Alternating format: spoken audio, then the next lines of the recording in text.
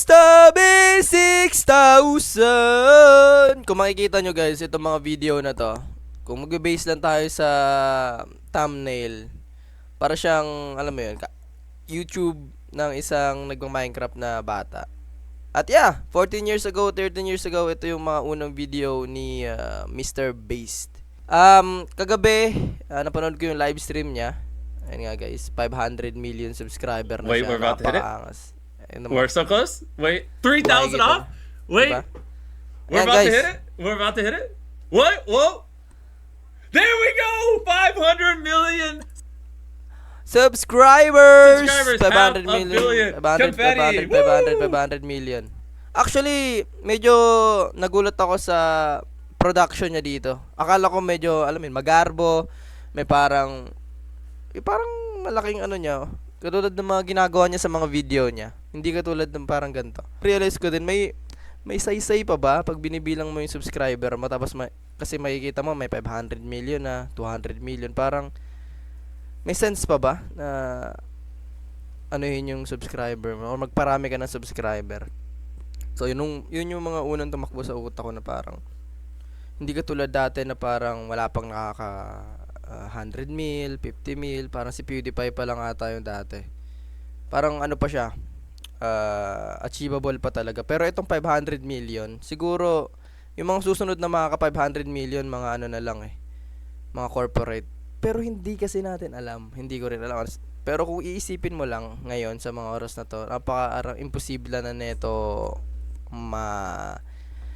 ma-achieve. Siguro kasi iniisip ko, personally, parang sa akin, parang gusto ko may makita pang mas mataas sa 500 million. Pero mahirap na 'yun gawin realistically, no?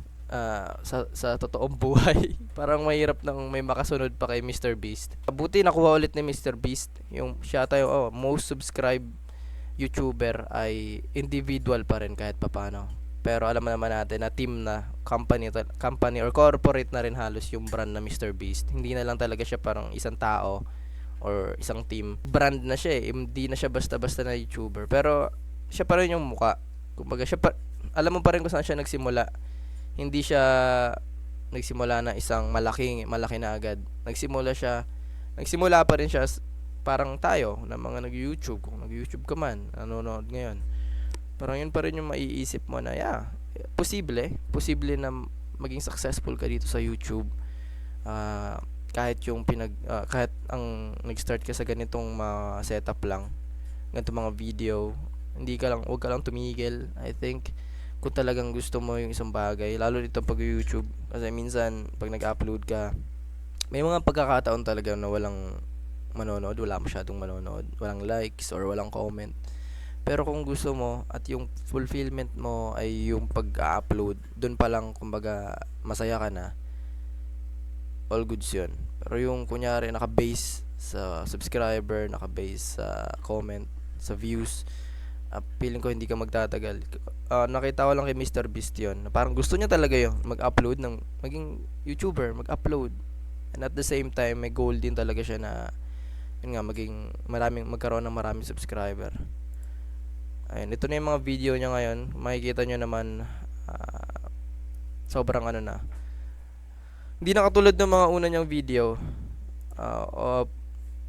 Parang game show na talaga sa TV. Yeah, at nakakakuha siya ng mga hate dito sa gantong mga upload. Pero wala naman tayong magagawa. Siguro may demand na rin talaga sa kanya. Siguro na kailangan parang kung ano yung video niya ngayon, yung next mas mataas. May gano'n na yan. Pero kagabi nakita ko ulit yung dating Mr. Beast na una ko napanood na mga hindi pa siya masyadong sikat.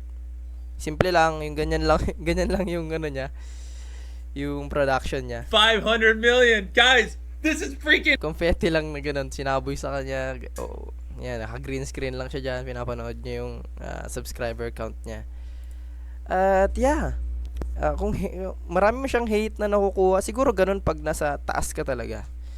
Hindi naman siya perfect na content creator, wala namang ganun. Pero syempre ikaw yung nasa taas, ma-amplify sa'yo lahat ng hate lahat ng parang konting mali mo, parang ang big deal kasi ikaw yung nasa pinakatuktok ng mga ng pyramid. Ikaw yung pinakasikat, pinakamaraming subscriber. So kung may konti ka lang na slip up ka lang ng konti, parang ang laking epekto na nun sa brand mo or sa kung saan ka man, kung ano man yung mga content mo, no. So ayun lang. Ang astig lang nung pagsalubong niya kagabi. Parang yung sumasalubong lang ulit siya ng 100k or 50k subscriber milestone. Pero 500 million yun. Kalahating bilyon. At yun lang na-realize ko, guys. Never give up. Parang ganun lang yung gusto sabihin ni Mr. Beast. Na pwede ka mag-success kahit yung ang simula mo pa lang. Humble beginnings, di ba? Magiging successful ka kung tutuloy mo lang yung bagay na gusto mong gawin. Kung saan ka masaya. Astig lang. Astig. Sobrang lupet. So yun lang, guys. Like and subscribe dyan yung gaming adventure. At BDB out. Congrats, Mr. Beast. Mr. Beast 6000.